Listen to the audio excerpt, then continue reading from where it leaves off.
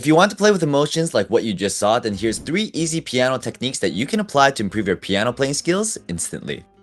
All right, so yeah, after listening to that, there's 3 things we can improve on. Okay. I would say the first is swelling, second is sort of having artistic timing, and third would be determining where you want to go loud, where you want to go soft. Right. Yeah, so let's start with swelling. So from what I heard you're playing, it was a little flat.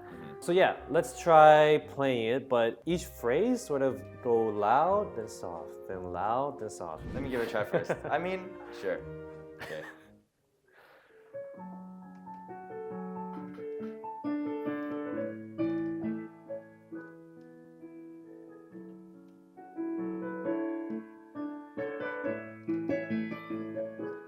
Yeah, That has more swell? yeah, I think so. I would say. Okay. How are they going to identify when it's swelling, when it's not So swelling? I guess one key to keep in mind when swelling is generally as the notes go up, you want to swell louder. Because as the notes get higher, it's a bit more emotional to make it Right. louder. So that's also true. As the notes start to get faster, you can start adding in more volume as well to emphasize that, right? So tip number 2, I would say, is have sort of artistic timing in that case.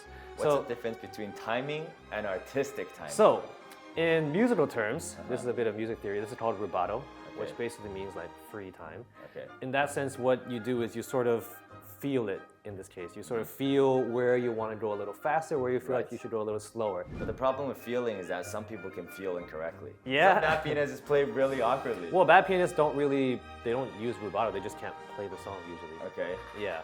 I can show you really quick. Okay.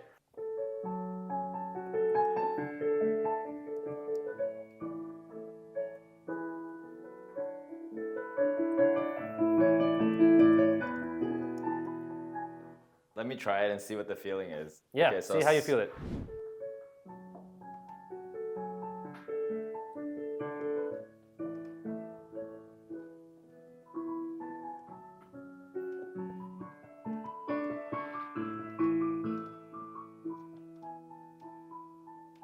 It sounds like you're not really slowing down as much as you could. Okay. And that makes your speeding up not as impactful. Right. How slow should I go? You can't exaggerate at first. So let's go like.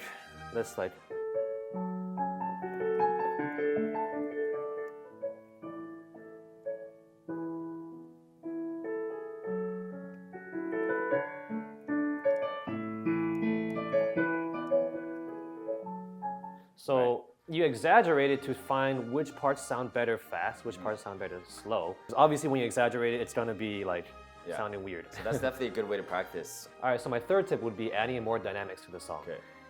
Swelling, you're already adding dynamics in that sense, but it's sort of like, it's like a small version. Like in terms of when I say add dynamics, I mean go big. When you play a loud part, play it loud. When you play a soft part, make sure it's really soft. So swelling is a toned down version of Exactly. those dynamics. Wait, so how is the dynamics different from the swelling?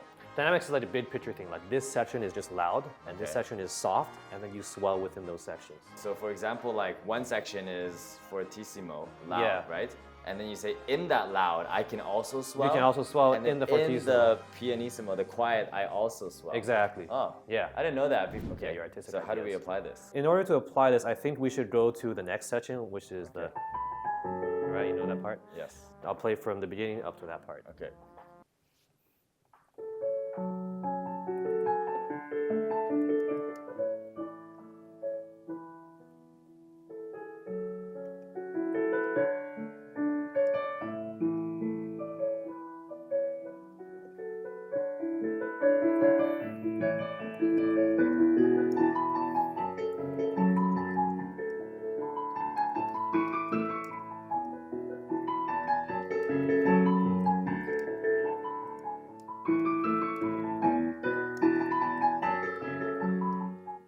Okay.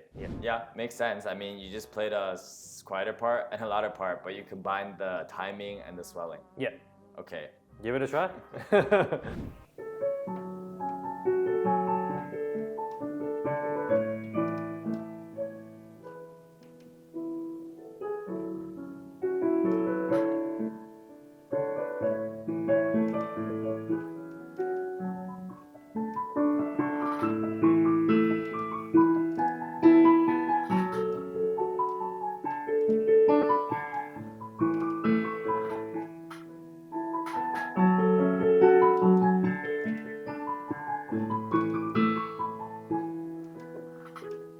Not bad. I think I did that to like 80%. Yeah, I was gonna say I feel like the loud part just wasn't as loud as you could have gotten it. So what I'm doing is I'm applying all three things, just not to the full range of how they can be Yeah. applied. Yeah, true. That's actually a good way to put it. It feels like to me, when I hear you're playing, it feels like you're playing maybe at like 50 to 60% of what you could be doing. That low? Yeah, like it doesn't feel like you're really incorporating it like fully. Right. Yeah. Yeah, so that's one downfall of like these concepts are probably not super hard to try to do, Yeah. but to apply them fully is the hard part. It's hard, yeah. It requires practice. It requires like a good ear as well. Right. Like as you listen, you sort of feel, okay, I feel like this part, I'm just not hitting Right. it hard enough, you know? So I think one thing that everyone should do, including myself when practicing, is really practice the techniques one at a time, but Yeah. exaggerate both ranges. Exactly, yeah. Yeah. Yeah. Otherwise, yeah, I can feel I'm not pressing hard enough, but when I start playing, I feel like it's wrong if I press too hard because I'm already in it to suddenly press really hard.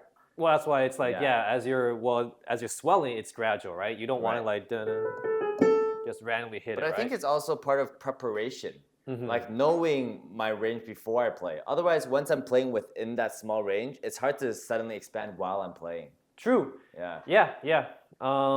Yeah, and it would help to have other people listen, be like, yo, how does this sound like I'm like varying up Right. the sound and the dynamics enough, or does it sound like I'm just sticking in one range? Yeah. Because it is easy to get stuck in your own head as you're playing.